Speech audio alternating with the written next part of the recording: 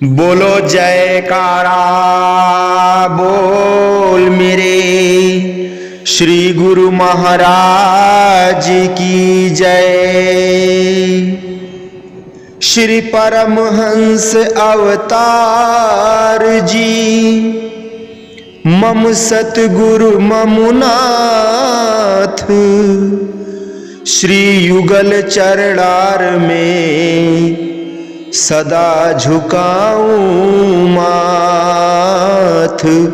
श्री युगल चरणार में सदा झुकाऊं माथ, सदा झुकाऊं माथ।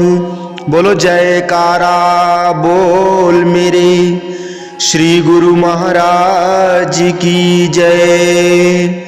बोलिए साचे दरबार की जय। श्री आनंदपुरवासी भगवान की जय। श्री नगली निवासी भगवान की जय। समस्त भगत जी को जय सच्चिदानंद जी। भगत जी इस चैनल को सब्सक्राइब कीजिए, वीडियो को भी लाइक कीजिए और इस वीडियो को ज्यादा से ज्यादा गुरुमुखों के पास शेयर कीजिए ताकि यह भक्तिमय सत्संग समस्त गुरुमुख जन तक पहुंच सके और सभी गुरुमुख इस सत्संग को सुनकर अपने जीवन में लाभ प्राप्त कर सके। क्योंकि प्रतिदिन सत्संग सुनने से मन मलिन नहीं होता, मन में हमेशा प्रभु के चरणों की प्रीत जागती रहती है और गुरुमुख हमेशा भजन ध्यान करने की बातें सोचता रहता है और प्रभु के चरणों से प्रीत होती रहती है।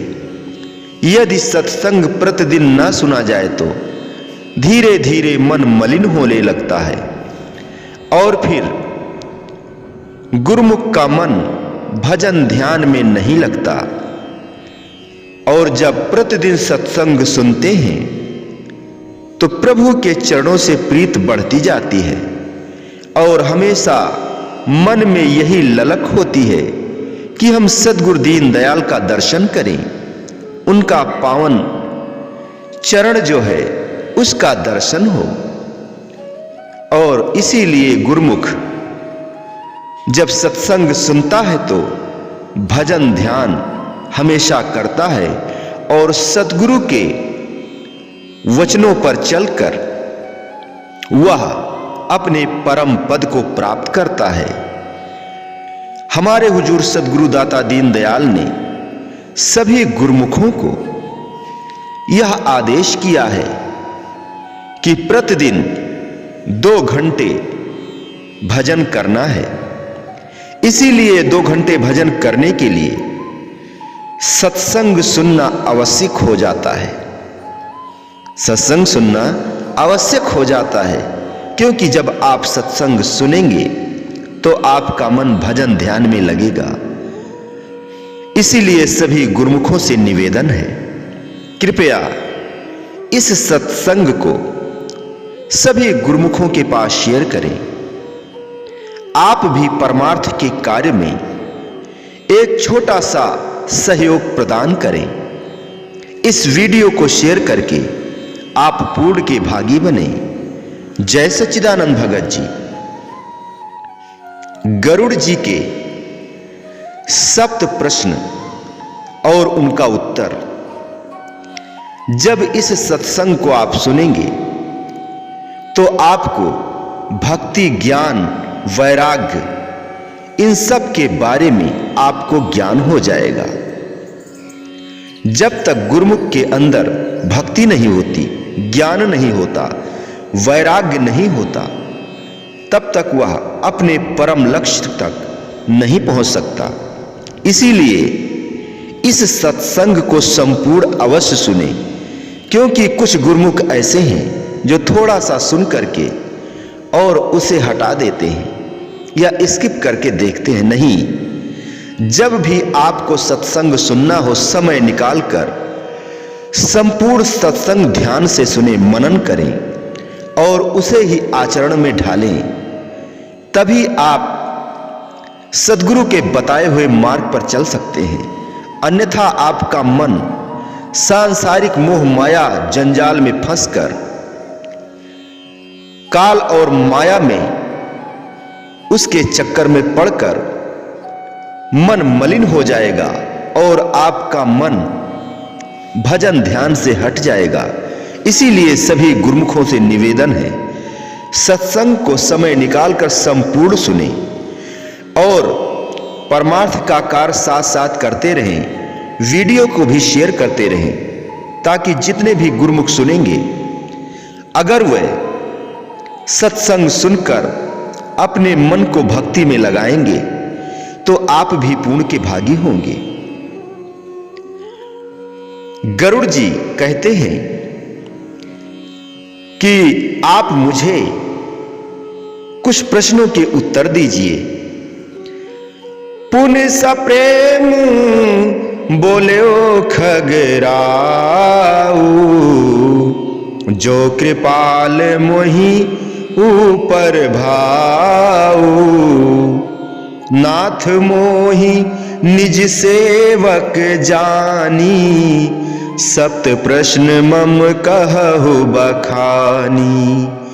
प्रथम ही कहु नाथ मत धीरा, सब ते दुर्लभ कवन शरीरा, बड़ दुख कवन कवन सुख भारी, सो संक्षेप ही कहु विचारी।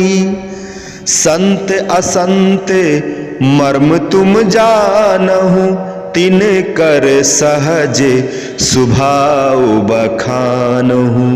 कवन पुण्य श्रुति विदित विशाला, कहु कवन अघ परम कराला।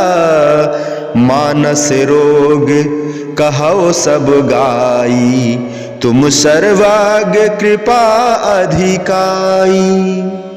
भक्ति और ज्ञान में कितना अंतर है, यह प्रश्न समाप्त हो चुका है। अब गरुड़ जी नए प्रश्न करते हैं, जिनका उत्तर कागभुसुंडी जी ने बड़ी नीत और प्रेम के साथ दिया है। सत्य यह है कि वक्ता और श्रोता दोनों ऐसे ही हों जैसे कागभुसुंडी जी और गरुड़ जी थे, तब सत्संग का रस भी आता है। इन दोनों के संवाद में जो प्रश्न चलते हैं, उनमें भक्ति तथा परमार्थ का मीठा रस भरा हुआ है, जिसको श्रद्धा सहित पान करने से रूहानी खुशी मिलती है। दोनों की भाषा जो परस्पर चलती है, उसको सुनकर रोम खड़े हो जाते हैं और शिक्षा मिलती है कि संत महात्माओं तथा जिज्ञासुओं परमार्थियों की बोली कैसी होनी चाहिए। लेकिन ऐसे संवाद और कथाएं किसको अच्छी लगती हैं और किसको इनके सुनने समझने में रस मिलता है। इसका उत्तर यह है कि जिनकी परमार्थ की आंखें और परमार्थ के कान खुले हुए हैं, वही इस रस को पान करते हैं। लेकिन जिनकी बुद्धि की आंखों पर अविद्या की पट्टी बंधी है तथा कान बहरे हो रहे हैं, वे इस रस को क्या जान सकते हैं। फिर गरुड़ जी प्रेम सहित बोले, हे नाथ, आप मेरे इतने कृपालु हैं जिसकी कोई सीमा नहीं। हे प्रभु, मुझे अपना सेवक जानकर मेरे सप्त प्रश्नों का उत्तर बखान कहिए। मेरे 7 प्रश्नों का उत्तर आप बखान कर कहिए। हे मति के धीर स्वामिन, प्रथम तो यह बताइए कि सृष्टि के अंदर जड़ अथवा चैतन्य जितने भी जीव हैं, उन सब से दुर्लभ शरीर कौन सा है? दूसरा प्रश्न यह है कि इस संसार में सबसे बड़ा दुख क्या है? तीसरा यह कि सबसे बड़ा सुख क्या है? सो संक्षेप से ही विचार कर के वर्णन कीजिए। चौथा प्रश्न यह है, क्योंकि आप संत सत्पुरुषों तथा दुष्टों पुरुषों का भेद जानते हैं, इसलिए उनका सहज स्वभाव वर्णन कीजिए। अर्थात संतों का सहज स्वभाव क्या है और दुष्टों का सहज स्वभाव कैसा है? पांचवा प्रश्न यह है कि वेदों ने कौन सा सबसे अधिक पुण्य बताया है? छठा प्रश्न यह है कि सबसे घोर पाप कौन सा है? सातवां प्रश्न यह है कि मानसिक रोग कौन कौन से हैं? हे प्रभु, आप सर्वज्ञ हो, अर्थात सब कुछ जानने वाले हो, और मेरे ऊपर आपकी कृपा भी अधिक है, इसलिए इन मेरे 7 प्रश्नों का उत्तर समझाकर कहिए। अब आगे काकभुसुंडी जी गरुड़ जी के साथ इन 7 प्रश्नों का उत्तर देते हुए कहते हैं। तात सुनहु सादर अति प्रीति, मैं संक्षेप कहो यह नीति। नर तनु समु नहीं कौनौ देही, जीव चराचर याचत जेही। नरक स्वर्ग अपवर्ग निसेनी, ज्ञान विराग भक्त सुख देनी।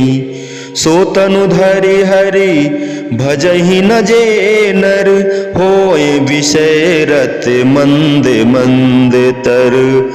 कांच किरच बदले सठ लेही, करते डार परस मणि देही। काकभुसुंडी जी बोले, हे तात, मैं संक्षेप के साथ यह सब नीति वर्णन करता हूं।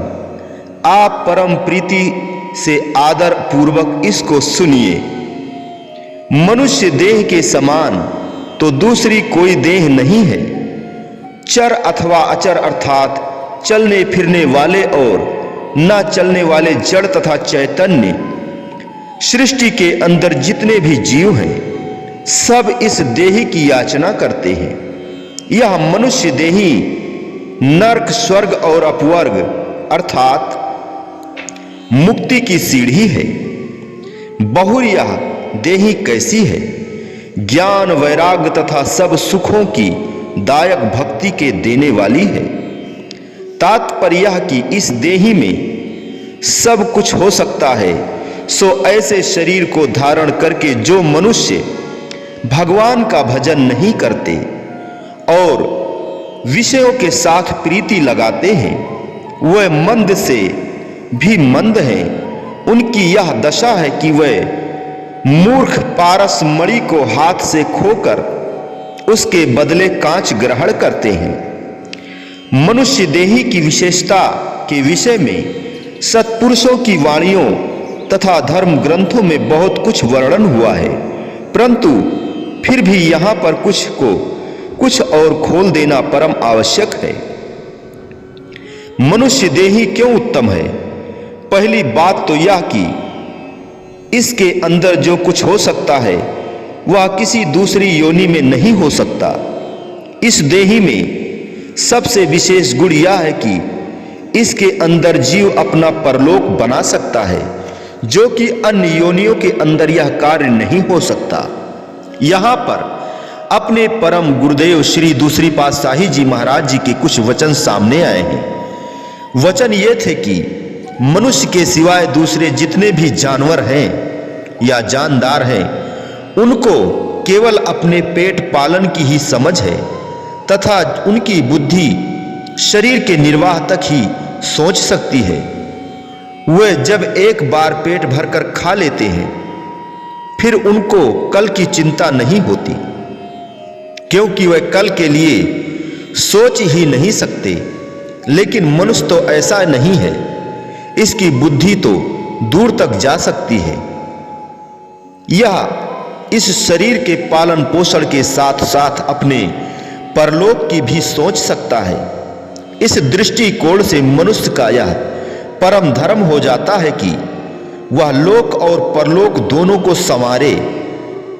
लेकिन यदि यह भी दूसरे जीवों की भांति पेट भरना ही सीखा है और इसकी बुद्धि भी विषयों में ही आसक्त होकर रह गई है, तो फिर मनुष्य और पशुओं में अंतर ही क्या हुआ?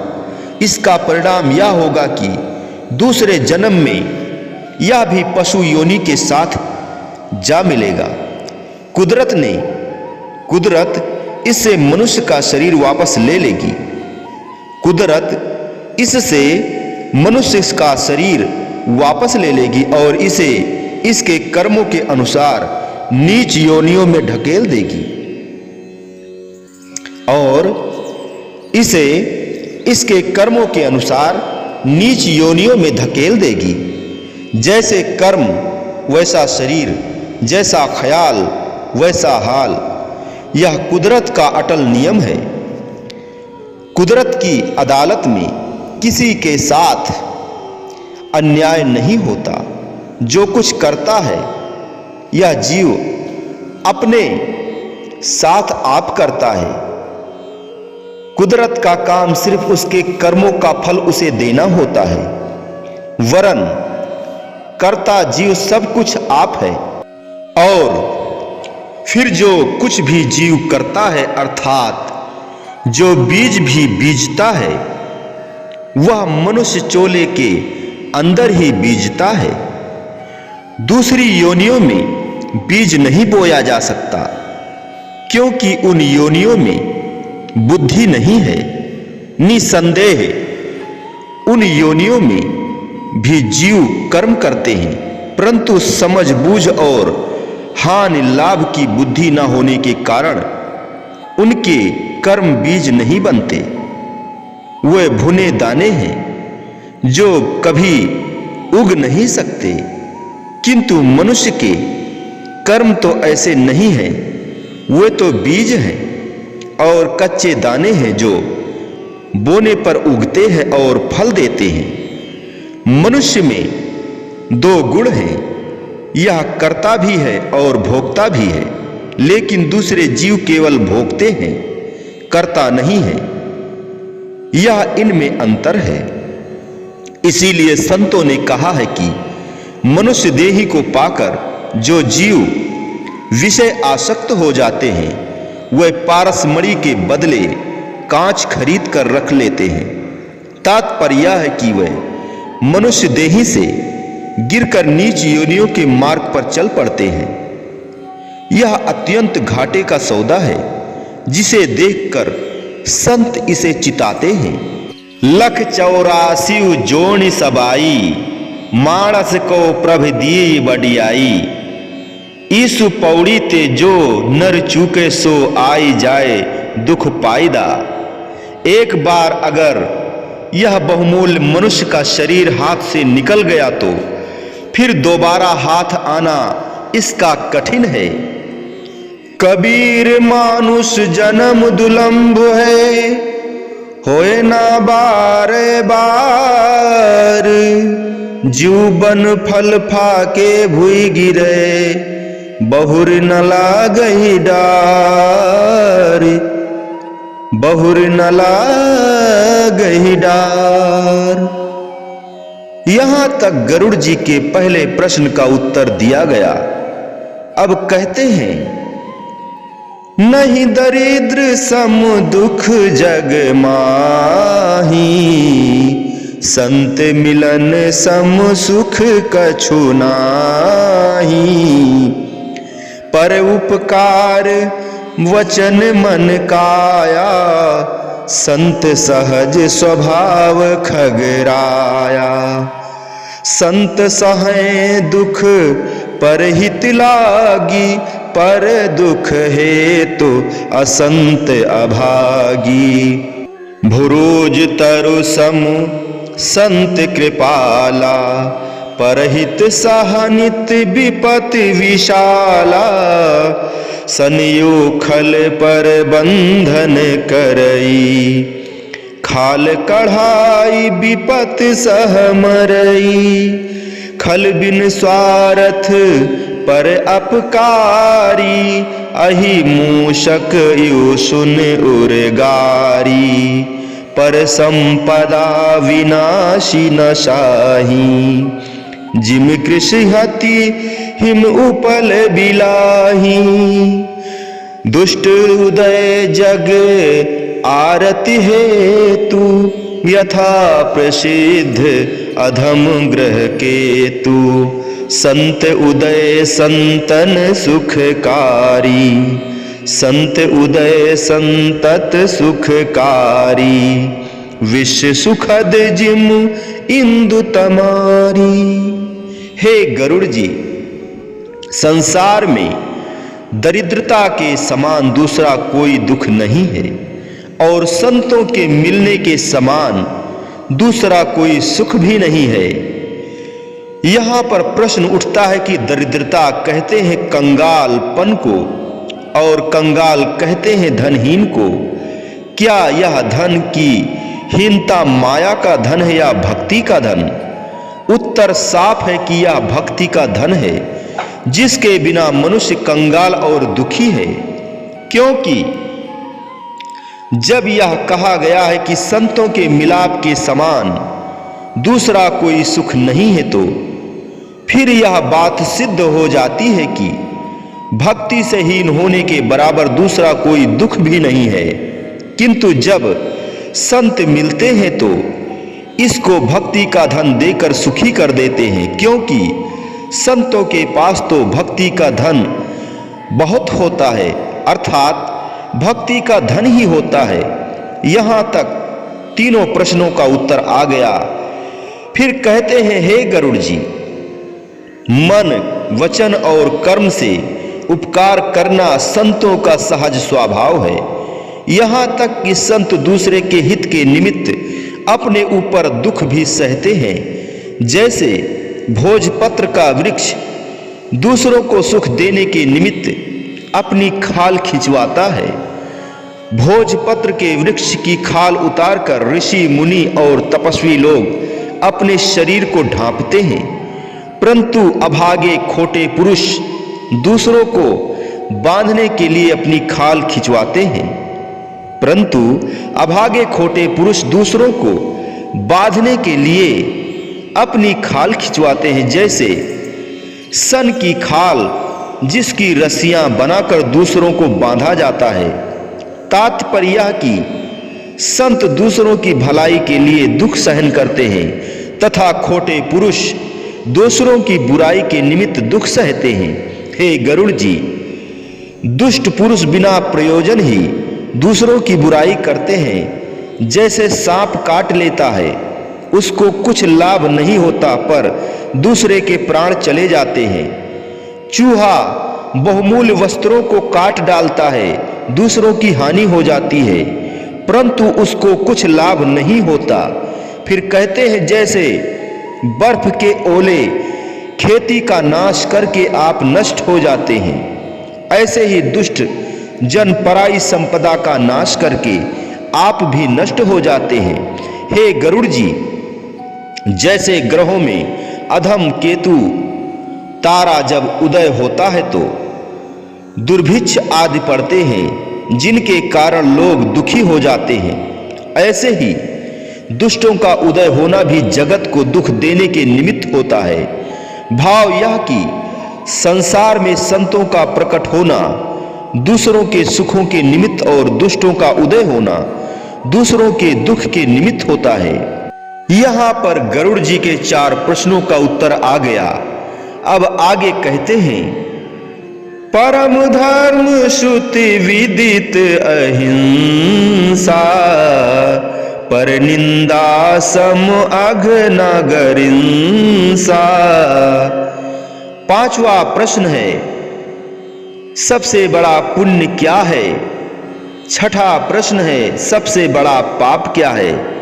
काकभुसुंडी जी कहते हैं, हे गरुड़ जी, वेदों में सबसे बड़ा पुण्य अर्थात परम धर्म अहिंसा कहा गया है, यानी किसी की आत्मा को ना दुखाना, किसी की आत्मा को ना दुखाना अहिंसा है। और पराई निंदा के समान कोई बड़ा पाप नहीं है, और पराई निंदा के समान और कोई बड़ा पाप नहीं है। काकभुसुंडी जी का कथन है कि भगवान और गुरु की निंदा करने वाले दादुर अर्थात मेढक की योनि में जाते हैं और 1000 जन्म तक मेढक ही बनते रहते हैं, तथा संतों की निंदा करने वाले उल्लू की योनि में पड़ते हैं, जिनको मोह रूपी रात्रि प्यारी है किंतु ज्ञान रूपी सूर्य नहीं भाता। अथवा जो मूर्ख सबकी निंदा करते हैं वे दूसरे जन्म में चमगादुर बनते हैं। यहां तक 6 प्रश्नों का उत्तर आ गया है। संसारी जीवों को प्रायः दूसरों की निंदा करने की बड़ी आदत होती है। वे यह नहीं जानते कि वे पाप का बोझ उठा रहे हैं। संतों की वाणी कहती है, निंदा भली किसे की नाही, मन मुख मुगध करनी, मुख काले तिन निंद का, नर के घोर पवनी। 7वां प्रश्न है, मानस रोग क्या है? इसका उत्तर काकभुसुंडी जी ने इस प्रकार दिया है, सुनहु तात अब मानस रोगा, जहिते दुख पावहि सब लोगा, मोह सकल व्याधिन कर मूला, तहिते पुण्य उपजहि बहुशूला। कामवात कफ लोभ अपारा, क्रोध पित्त नित छाती जारा, प्रीत करहि जो तीनों भाई, उपजे सन्निपात दुखदाई, विषय मनोरथ दुर्गम नाना, ते सब सूल नाम को जाना, ममता दाद कंठ हर्षाई, हरस विषाद गहरु बहुताई, पर सुख देख जरन सोछई, कुष्ठ दुष्टता मन कुटिलई, अहंकार अति दुखद डमरुआ, दंभ कपट मद मान नहरुआ, तृष्णा उदर वृद्ध अति भारी, त्रिविध ईर्षणा तरुण तिजारी, युग विधि ज्वर मत सर अविवेका, कहाँ लगी कहो कुरोग अनेका। हे तात अब मन के रोग सुनिए, हे तात अब मन के रोग सुनिए, जिनसे सब लोग दुख पाते हैं। संपूर्ण व्याधियों अर्थात रोगों की मूल जड़ मोह है। इस मोह से फिर अनेक प्रकार के शूल उत्पन्न होते हैं। यदि मोह की जड़ कट जाए तो फिर शांति ही शांति है। मोह कैसे दुख देता है, इस पर एक कथा इस प्रकार है। कहते हैं, एक सेठ धन कमाने के लिए विदेश में गया और पीछे अपने एक नादान बच्चे को, जो अभी माता की गोद में था, छोड़ गया। विदेश में उसे कई वर्ष बीत गए। पीछे बच्चा जवान हो गया था। उसने अपनी माता से पूछा, माता मेरे पिताजी कहाँ रहते हैं? वह बोली, बेटा वे विदेश में रहते हैं। पत्र उनके आते रहते हैं, परंतु उनका कारोबार वहां इतना विशाल हो गया है कि उनको घर आने का अवकाश ही नहीं मिलता।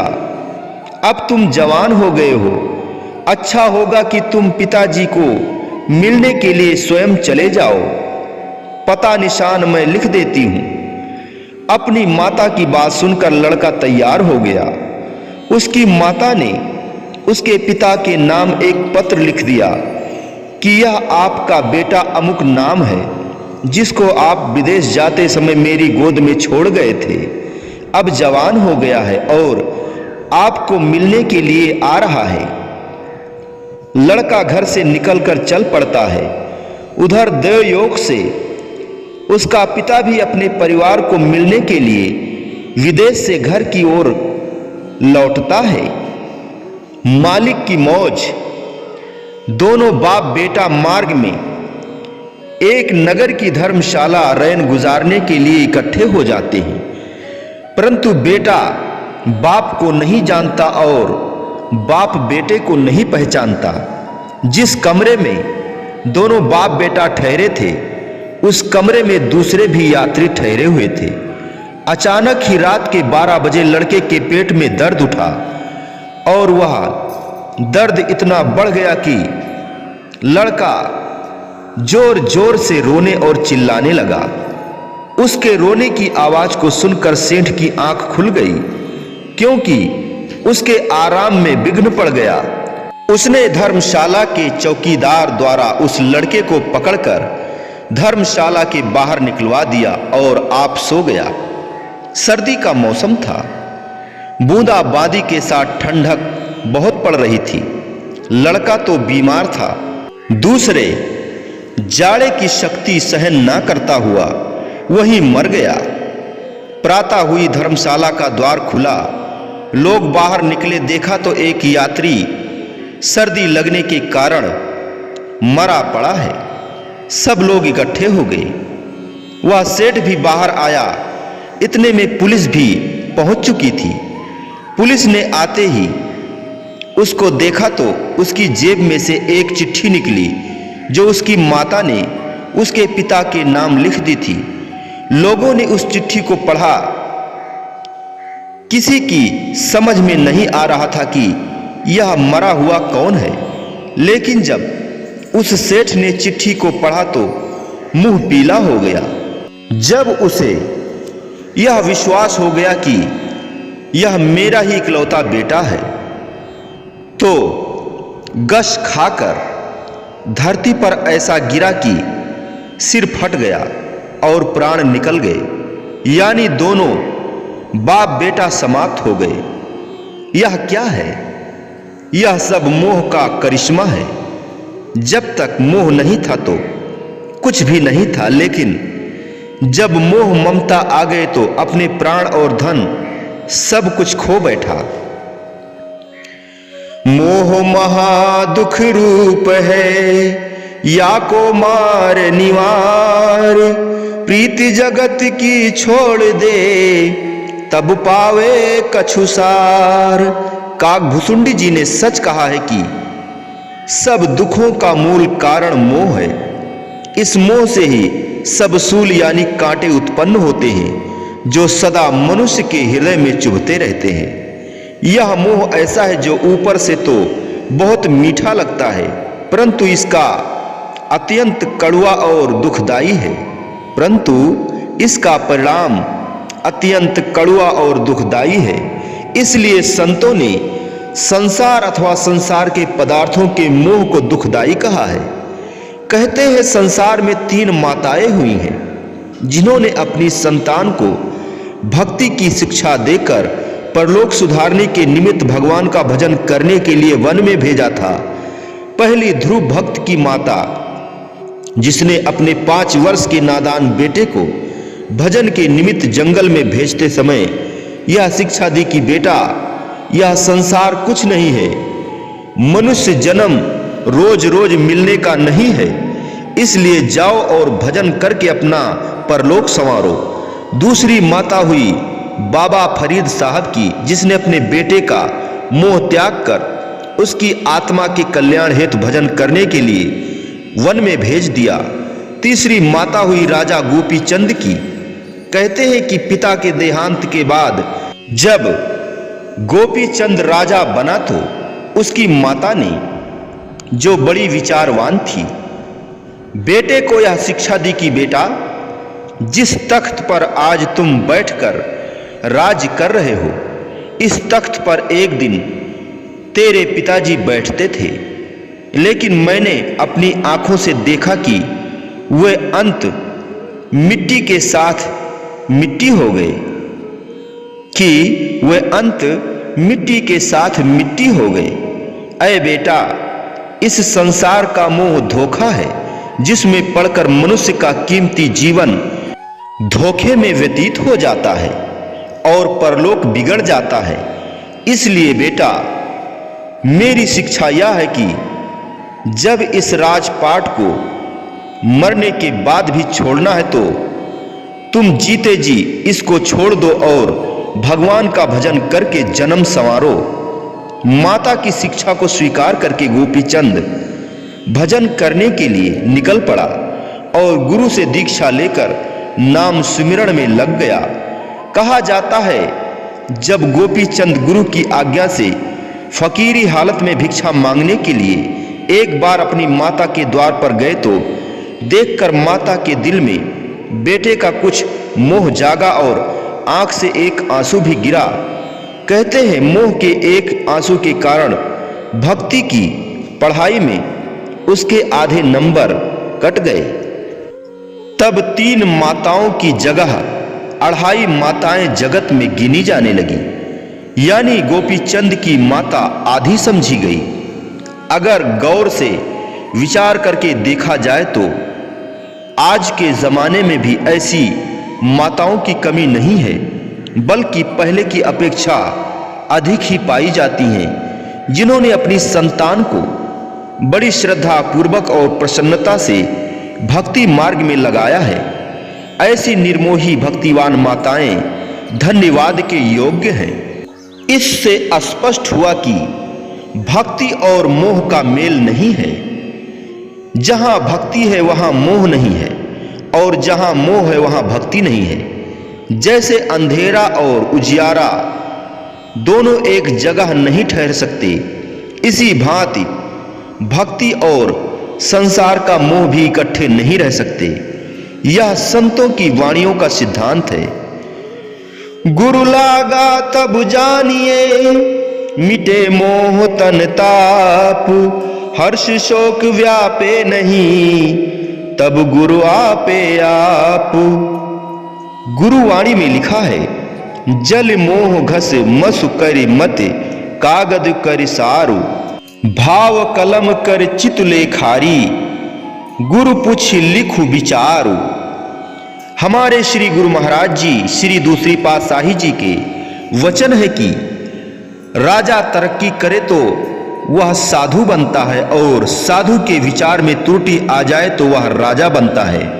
राजा गोपीचंद राजपाट से तरक्की करके सिद्ध योगी हुए, यह सब कोई जानता है। इसी प्रकार राजा भर्तृहरि जी भी राज्य से तरक्की करके फकीरी पदवी पर पहुंचे। ऐसे और भी कई प्रमाण हो सकते हैं। तात्पर्य यह कि संसार की मोह माया और भक्ति के प्यार में धरती और आकाश का अंतर है। इस प्रसंग से थोड़ी समझ रखने वाले मनुष्य शायद यह मतलब लें कि मोह त्यागने का अर्थ संसार को त्यागना है। यह ऐसा उनकी भूल है। संतों का अभिप्राय केवल यह है कि संसार में रहो, लेकिन संसार के होकर न रहो। माया की वस्तुएं प्रयोग में लाओ, लेकिन यह तुम्हारे प्रयोग के लिए कुदरती ने रची है। प्रयोग करना दोष नहीं है और न ही संत इसमें दखल देते हैं। उनका उपदेश केवल यह है कि शरीर का निर्वाह चलाने के लिए जो कुछ भी तुम्हें चाहिए लो, परंतु किसी वस्तु में मन का लगाव न रखो, क्योंकि इसका परिणाम अंत दुखदाई होगा। यह मोह एक ऐसी जंजीर है जिसमें बंधा हुआ जीव बार बार संसार में जन्मता और मरता है। मोह बंधन है और संत इस बंधन को काटते हैं। जब मोह का बंधन कट गया तो फिर मोक्ष ही मोक्ष है।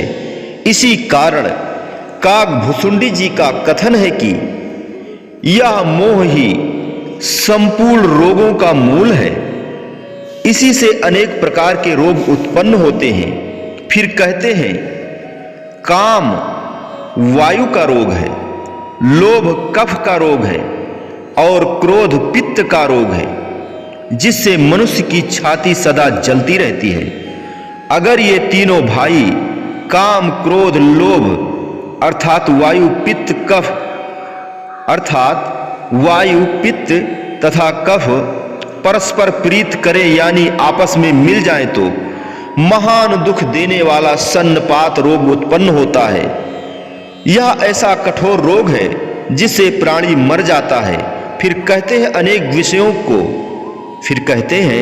अनेक विषयों के जो मनोरथ हैं अर्थात मन के अंदर जो विषय विकारों के भोगों की इच्छा हर समय उठती रहती है, ये सब मन के मनोरथ अति कठिन और शूलप्रद हैं। उनके नाम कौन जान सकता है। फिर कहते हैं ममता एक ऐसी बीमारी है जिसको दाद का रोग कहना चाहिए। ईर्ष्या खुजली का रोग है। इसी प्रकार हर्ष और विषाद बहुत भारी गहिरू रोग है। यह गहिरू रोग क्या है?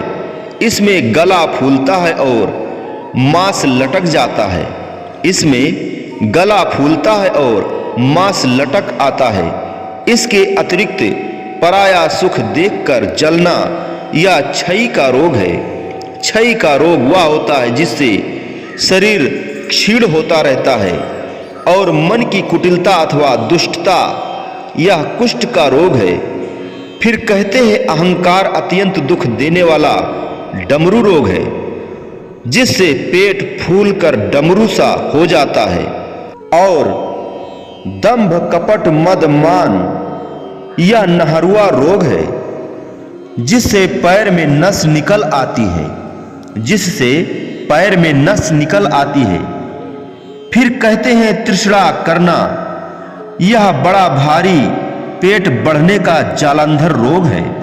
संतों का कथन है कि तृष्णा का पेट विशाल है जो कभी भरता नहीं, जितना भी आ जाए तृप्ति नहीं होती। जैसे प्रज्वलित अग्नि पर तेल डालने से वह अधिक भड़कती है, ऐसे ही तृष्णालु मनुष्य के पास जितना भी धन आ जाए उसका पेट नहीं भरता, किंतु तृष्णा अधिक बढ़ जाती है। इस कारण यह तृष्णा का रोग दिन प्रतिदिन बढ़ता हुआ प्राणी के लिए दुख का रूप बन जाता है। महापुरुषों का वचन है, जब एक हुआ तब 10 होते, 10 हुए तो 100 की इच्छा है, 100 पाकर भी संतोष नहीं, अब सहस्र होए तो अच्छा है। इसी तरह बढ़ते बढ़ते राजा के पद पर पहुंचा है, फिर भी संतोष नहीं पाया। ऐसी यह डायन तृष्णा है। जब लग हृदय में तृष्णा है तब लग प्रकाश नहीं होता। आयु सब नाश हो जाती है, तृष्णा का नाश नहीं होता। आयु सब नाश हो जाती है, तृष्णा का नाश नहीं होता। संतों के ये सुनहरी वचन यथार्थ हैं, इनमें कुछ भी संदेह नहीं। संत जो कुछ बोलते हैं वह देखकर बोलते हैं। उनकी परमार्थ की आंख खुली होती है, वह परमार्थिक दृष्टि से संसार को देखते हैं, वैसे वचन कहते हैं। या जो कुछ भी उन्होंने कथन किया है, इस कथन का एक एक शब्द सत्य का स्वरूप है। सचमुच संसारी जीव की यही हालत होती है। जिसके पास 1 रुपया है वह 10 रुपये की इच्छा लगाए बैठा है। जिसके पास 10 है वह 100 की मांग रहा है। जिसके पास 100 है वह 1000 की चाहना रखता है। जब 1000 आ जाते हैं तो फिर तृष्णा और आगे को पैर पसारती है। इसी प्रकार बढ़ते बढ़ते यह तृष्णा राजा की पदवी पर जा पहुंचती है, परंतु तृप्ति फिर भी नहीं होती। इसीलिए संत कहते हैं कि जब तक मनुष्य के हृदय में तृष्णा ने डेरे डाले हुए हैं, तब तक ज्ञान विचार का प्रकाश नहीं हो सकता और अंधेरे में ही जीवन व्यतीत होकर सब आयु नष्ट हो जाती है, परंतु तृष्णा का नाश फिर भी नहीं होता। एक और वचन है, तारीख तुम्हें बतलाएगी दुनिया में खुशी का नाम नहीं। जिस दिल पे हवस का सिक्का है, जिस दिल पे हवस का सिक्का है, उस दिल के लिए आराम नहीं। उस दिल के लिए आराम नहीं। जो पैदल चल रहा है उसकी ख्वाहिश है कि उसे तांगा मिल जाए तो अच्छा है। जो तांगे पर जा रहा है वह मोटर पर चढ़ने का इच्छुक है, और जो मोटर पर चढ़ रहा है वह हवाई जहाज मांगता है। किसी की इच्छा पूर्ण होती है या नहीं होती यह अलग बात है, किंतु है भेड़ चाल। सब लोग आंखों पर अचेतता की पट्टी बांधे हुए एक दूसरे के पीछे भागे चले जा रहे हैं। नहीं समझ पाते कि इस नाहक भाग दौड़ का परिणाम क्या होगा, और न यह सोचने की बुद्धि रखते हैं कि हर एक के मस्तक के भाग के न्यारे न्यारे हैं। हर एक के मस्तक के भाग न्यारे न्यारे हैं। जो कुछ अपने भाग्य में होता है वही मिलता है। देखा देखी एक दूसरे के पीछे भागना, जानबूझकर अपने आप को परेशान और बेचैन करना, जो प्रारब्ध भोग हैं उनसे अधिक ना कोई खा सकता है और ना किसी दूसरे की प्रारब्ध को जबरदस्ती छीन सकता है। इसलिए संतों का वचन है कि ये सब भूले हुए हैं। जग की भेड़ा चाल चलते के पाछे चले, परमार्थ का न संभाल देखो जग की मूढ़ता। किसी ने एक बार अपने मित्र से पूछा कि भाई यह तो बताओ कि एक मकान में 100 भेड़ें बंद हैं, अगर उनमें 100 भेड़ों में से एक भेड़ बाहर निकाल लिए जाए तो पीछे कितनी रह जाती हैं? वह बोला यह तो सीधी बात है, 100 में से एक निकल जाए तो पीछे 99 ही रह जाती हैं। तब उस सज्जन ने कहा उत्तर आपका ठीक है, परंतु भेड़ों के विषय में यह बात ठीक नहीं है, क्योंकि भेड़ों की यह आदत होती है कि वह एक दूसरे के पीछे चल पड़ती हैं। अगर उस मकान में से 100 भेड़ों में से एक भेड़ बाहर निकल पड़ी तो समझ लो कि पीछे एक भी नहीं रह गई। यही हाल संसारी जीवों का है कि वह भेड़ों की भांति बिना सोचे समझे एक दूसरे के पीछे चल पड़ते हैं, परमार्थ की संभाल नहीं करते। यह सब अज्ञानता है।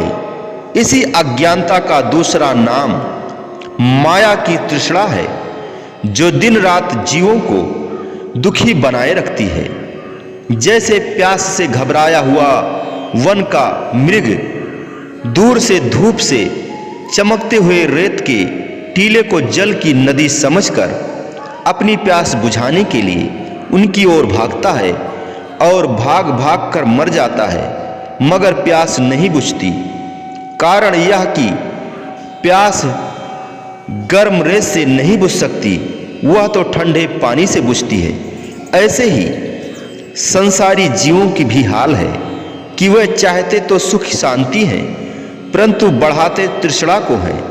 भला तृष्णा के बढ़ने से भी कभी शांति मिल सकती है? कदापि नहीं। संतों का कथन है कि अगर मनुष्य सुख शांति चाहता है तो उसे संतोष, धैर्य और विचार से काम लेना चाहिए। यही सुख शांति का सुगम उपाय है। कहते हैं एक जौहरी सेठ बड़ा तृष्णालु था। वह कभी कभी संतों के सत्संग में भी जाया करता था। एक दिन जब वह सत्संग में गया तो वहां तृष्णा का प्रसंग चला हुआ था। सत्संग की समाप्ति पर उसने महात्मा जी से प्रश्न किया, भगवान, तृष्णा का नाम तो अनेक बार सुना है, किंतु उसका रूप नहीं देखा। आप कृपा कर तृष्णा का रूप दिखाएं ताकि समझ में आ जाए कि वास्तव में तृष्णा क्या होती है। महात्मा जी बोले, अच्छा भाई, कभी दिखाएंगे। समय बीतता गया। प्रश्न करने वाला तो बात को भूल गया, लेकिन महात्मा जी को वह बात याद थी। उनका एक और जौहरी सेठ श्रद्धालु था। उससे उन्होंने एक लाल कुछ दिनों के लिए मांग लिया और अपने पालतू कुत्ते के गले में डालकर सत्संग स्थान के निकट ही एक खूंटे से कुत्ते को बांध दिया। सत्संग हो रहा था। जिस जौहरी सेठ ने तृष्णा के रूप के विषय में प्रश्न किया था, वह भी सत्संग में बैठा था। सत्संग में बैठे हुए स्वाभाविक ही उसकी दृष्टि कुत्ते के गले पर पड़ी। देखा तो उसके गले में लाखों की कीमत का लाल महात्मा जी ने बांध रखा है। सोचने लगा, ऐसा लगता है कि महात्मा जी को इस लाल की कीमत का ज्ञान नहीं है। ना जाने इनको कहां से हाथ आ गया और इन्होंने एक सुंदर पत्थर समझकर कुत्ते के गले में बांध दिया। अगर इन्हें यह पता होता कि यह बड़ी भारी कीमत का लाल है तो ये कुत्ते के गले में ना बांधते। मन में लालसा उपजी कि किसी ना किसी युक्ति से इस लाल को अपने हाथ में करना चाहिए। दूसरे श्रोतागण तो सत्संग सुन रहे थे, परंतु यह अपने मन में उस लाल को प्राप्त करने की गिनतियां गिन रहा था। सत्संग की समाप्ति पर सब लोग तो चले गए, परंतु वह बैठा रहा। महात्मा उसके मन की अवस्था को जान रहे थे कि यह क्यों बैठा हुआ है। लोग संत सत्पुरुषों को भोले भाले समझते हैं। लोग संत पुरुषों को भोले भाले समझते हैं, परंतु वे भोले भाले होते हुए भी सबके दिलों की जान रहे होते हैं। ऊपर से चाहे किसी को कुछ कहे या ना कहे, परंतु वे सब कुछ जानते हैं कि किसके मन में किस प्रकार की तार हिलती है। यदि सत्य कहा जाए तो महापुरुषों के पास तो शिष्य के मन की अवस्था का एक एक्सरे लेने की मशीन होती है, जिसके द्वारा वह अपने शिष्य के मन की अवस्था को देखते और परखते हैं कि इसमें कोई रोग है या इसका मन शुद्ध है। ऐसा जांच कर वह उसके साथ वैसा ही बर्ताव करते हैं। महात्मा जी उस सेठ के मन के विचारों को तौल रहे थे कि यह क्या सोच रहा है। इतने में उस सेठ ने संतों के निकट जाकर प्रार्थना की, भगवान, यह आपके कुत्ते के गले में जो चीज बंधी हुई है, यदि यह मुझे मिल जाए तो मैं इसके बदले में बड़ी सुंदर वस्तु कुत्ते के गले में बांधने के लिए लाकर दे सकता हूं। उसकी बात को सुनकर महात्मा जी बोले, नहीं भाई, ऐसा हम नहीं करेंगे। हमारे कुत्ते के लिए यही अच्छी चीज है। आप घर जाइए और इस बात की ओर ध्यान न दीजिए।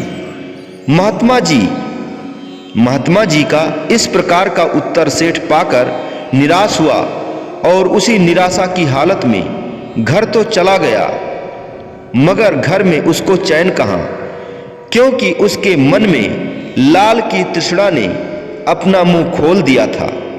वह उसे चैन कहां लेने देती थी। थोड़ी देर बाद वह भेंट प्रसाद लेकर ऊपर से श्रद्धा दिखाता हुआ फिर महात्मा जी के पास पहुंचा और अपनी वही इच्छा फिर से प्रकट की। महात्मा जी ने फिर इनकार कर दिया। बेचारा दुखी होकर घर वापस लौट आया, लेकिन फिर मन कहता है, चलो पुरुषार्थ करो, शायद संत मान जाए। यह सोचकर फिर गया, तब भी संतों ने नहीं माना। इसी प्रकार बेचारे ने संतों के पास अनेक चक्कर काटे, परंतु सफलता नहीं मिली। इधर तृष्णा ने बढ़ते बढ़ते उसे बावला बना दिया था। उसे खाते पीते सोते जागते हर घड़ी यह चिंता सता रही थी कि किसी ना किसी ढंग से लाल हाथ आए। अंत एक बार जब वह संतों के पास गया तो उन्होंने देखा कि अब यह आपे से बाहर हो चुका है। इस समय यह अपने मान अपमान और हानि लाभ को सोचने के योग नहीं रहा। लाल की तृष्णा ने इसको अंधा बनाकर रख दिया है। जब अंत में सेठ ने संतों के पास जाकर विनय की कि भगवान, किसी कीमत पर आप यह वस्तु मुझे दे भी सकते हैं, तब आगे से मुस्कुराकर महात्मा जी ने उत्तर दिया, भाई एक शर्त है, अगर तू उसे मान जाए तो फिर यह वस्तु तुमको मिल सकती है। सेठ प्रसन्न हो गया और कहने लगा, महाराज, जो आपकी आज्ञा हो मुझे स्वीकार है। महात्मा जी बोले, बात यह है, अगर इस कुत्ते के साथ मिलकर तू एक थाल में खाना खा ले तो फिर यह कुत्ता भी तेरा और यह वस्तु भी तेरी, दोनों को ले जा, हमने क्या करना है। संतों की वाणी सुनकर वह माया का लोभी सेठ कुत्ते के साथ मिलकर खाना खाने को तैयार हो गया। कहने लगा, महाराज, जो आपकी आज्ञा हो। तब संतों ने अपने एक प्रेमी को आज्ञा दी कि वह भोजन तैयार करे। गुरु के इशारे को समझकर उस प्रेमी ने बहुत ही पतली सी खीर तैयार की, जिसमें चावल कम और दूध अधिक था, और एक बड़े थाल में भरकर ऊंची जगह पर रखकर ऊपर कुत्ते को छोड़ दिया। कुत्ता खीर खाने लगा। महात्मा जी बोले, सेठ जी, तुम भी खाओ। देखकर यह दिल में सोचने लगा, बड़ी मुश्किल बनी, अब क्या किया जाए। लेकिन लाल के लोभ ने उसकी आंखों पर पट्टी बांध रखी थी। वह सब कुछ देखता हुआ भी अंधा हो रहा था। तृष्णा की मलिनता ने उसके मन और बुद्धि को भ्रष्ट कर दिया था। धर्म, कर्म तथा अपना हानि लाभ विचारने की शक्ति तृष्णा रूपी मैल के ढेर में दब चुकी थी। काफी देर चुप रहने के पश्चात वह इस नतीजा पर पहुंचा कि जो कुछ भी हो, लाल को नहीं छोड़ना चाहिए। अगर इसमें कोई दोष भी लगेगा तो कोई बड़ी बात नहीं, गंगा जी में स्नान करके पवित्र हो जाएंगे। यह सोचकर थाल में से खीर उठाकर मुंह में डालने को ही था कि महात्मा जी ने, जो पास ही तैयार खड़े थे, झट से सेठ जी का हाथ पकड़ लिया और नीचे की ओर खींचा, जिससे खीर हाथ से नीचे गिर गई। महात्मा जी बोले, आपने क्या समझ रखा है? क्या हम जानते नहीं कि यह कुत्ते के गले में बंधा हुआ लाखों का कीमती का सच्चा लाल है? हम सब कुछ जानते हैं और अपनी मर्जी से कुत्ते के गले में यह लाल बांधा हुआ है। आपने समझा होगा कि महात्मा जी भोले भाले हैं, इनसे छल बल करके लाल प्राप्त कर लूंगा। मगर तुम भूल में थे और इसी भूल से ही अपने धर्म से पतित होने लगे थे। संतों के वचन सुनकर वह सेठ बहुत लज्जित हुआ और कहने लगा, महाराज, अगर यही बात थी तो आप पहले मुझे बतला देते। नाहक मुझे इतना ख्वार तो ना होना पड़ता। महात्मा जी ने कहा, भाई, इसमें कोई बुरा मानने की बात नहीं है। यह तो आपके प्रश्न का उत्तर है जो अमली रूप में आपको दिया गया है। आपको याद होगा कि जब आपने तृष्णा का मूल रूप हमसे पूछा था तो वह रूप आपको दिखाया गया। आप महसूस न कीजिए। संतों का प्रयोजन केवल दूसरों को शिक्षा देना होता है, किसी के साथ बैर उनका नहीं होता। महापुरुषों के वचन सुनकर उस सेठ की आंखें खुली और चरणों में सिर नवाए क्षमा मांगकर अपने घर चला गया। आगे काक भुसुंडी जी कहते हैं कि त्रिविध ईशना तरुण तिजारी, हे गरुड़ जी, 3 प्रकार की इच्छाओं से जारी हुआ तिजारी का रोग है। मनुष्य के हृदय अंतर में 3 प्रकार की इच्छाएं होती हैं, वित्तेषणा, पुत्रेषणा और लोकेषणा। पहली धन की इच्छा। यह इच्छा ऐसे तीव्र है जिसके अधीन मनुष्य जीवन पर्यंत दौड़ धूप करता है। वह चाहता है कि वह इतना धनवान हो जाए कि उसके बराबर संसार में दूसरा कोई धनी न हो, चाहे उसकी प्राप्ति के लिए कितने पाप ही क्यों ना करने पड़े, चाहे सारे का सारा परलोक क्यों ना बिगड़ जाए, चाहे मरने के बाद उसको सांपों की योनियों में क्यों ना जाना पड़े, लेकिन यह इच्छा उसको पूरी होनी चाहिए। संतों का वचन है कि इसी का नाम अविद्या का अंधकार है, जिसके अंदर रहता हुआ जीव केवल इसी जन्म में ही नहीं अनेक जन्मों तक ठोकरें खाता रहता है। यह तो है धन की इच्छा।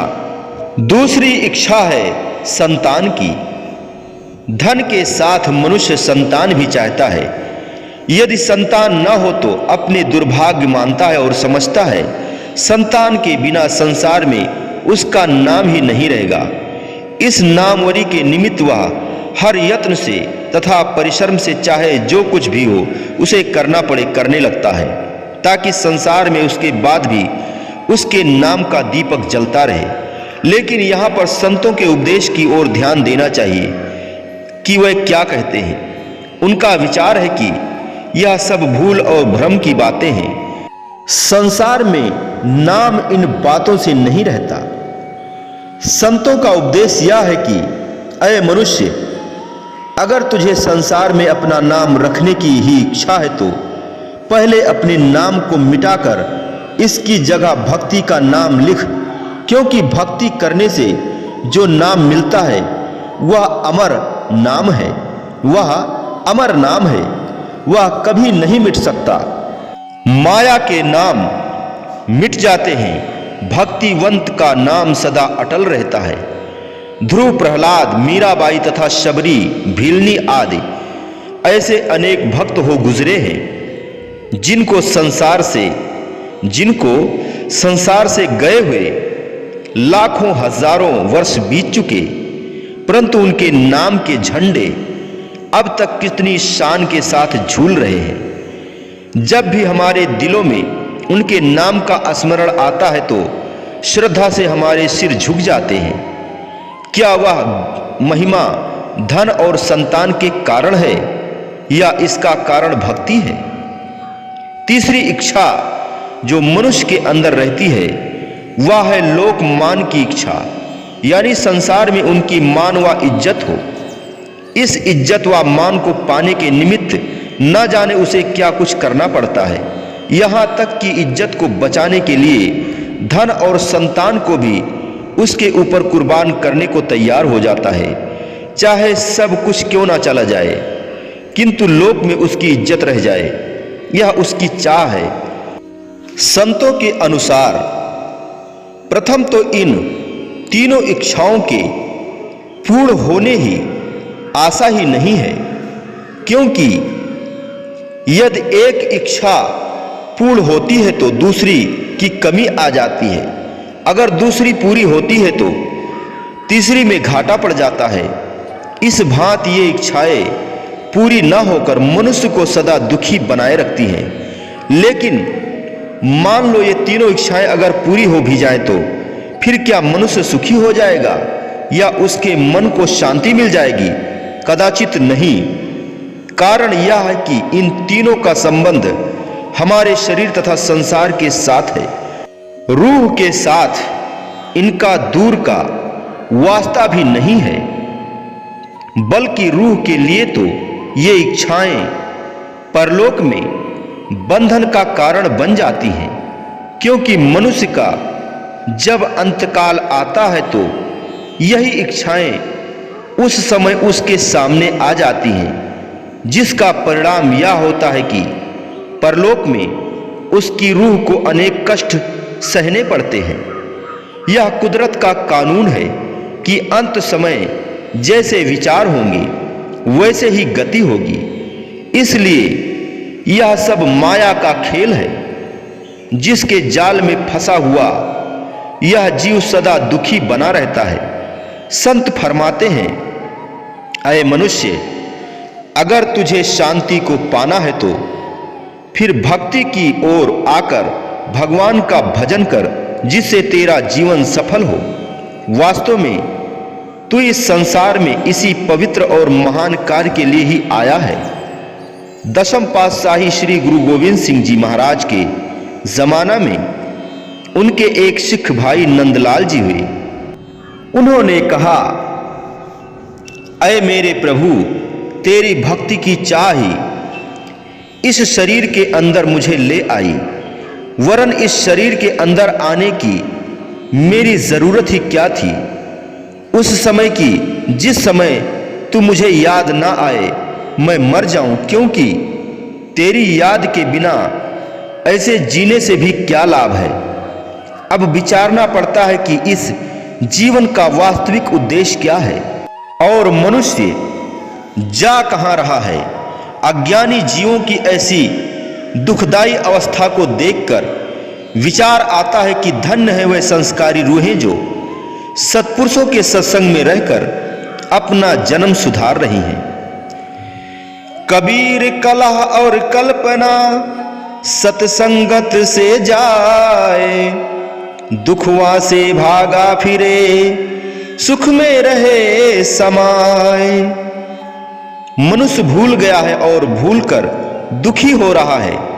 संत इसे याद दिलाते हैं। अगर प्रभु की याद है तो जीवन सफल है, अगर याद नहीं तो जीवन व्यर्थ है। याद है तो आबाद है, भूला है तो बर्बाद है। प्रसंग चला हुआ है मानसिक रोगों का। काक भुसुंडी जी कहते हैं, हे गरुड़ जी, मत्सर कहिए पराई भलाई का न देख सकना और अविवेक कहिए अज्ञान। ये दोनों द्वंद्वज दोष के ज्वर हैं। ये दोनों द्वंद्वज दोष के ज्वर हैं, अर्थात वात और पित्त या पित्त और कफ या फिर कफ और वात। ये ऐसे ताप हैं जो अंत में प्राणी को मृत्यु के मुंह में जा फेंकते हैं। कहां तक कहा जाए, इस प्रकार अनेक ही रोग हैं जो मन को लगे हुए हैं। बोलो जयकारा बोल मेरे श्री गुरु महाराज की जय। बोलिए साचे दरबार की जय। श्री आनंदपुरवासी भगवान की जय। श्री नगली निवासी भगवान की जय। समस्त भगत जी को जय सच्चिदानंद जी।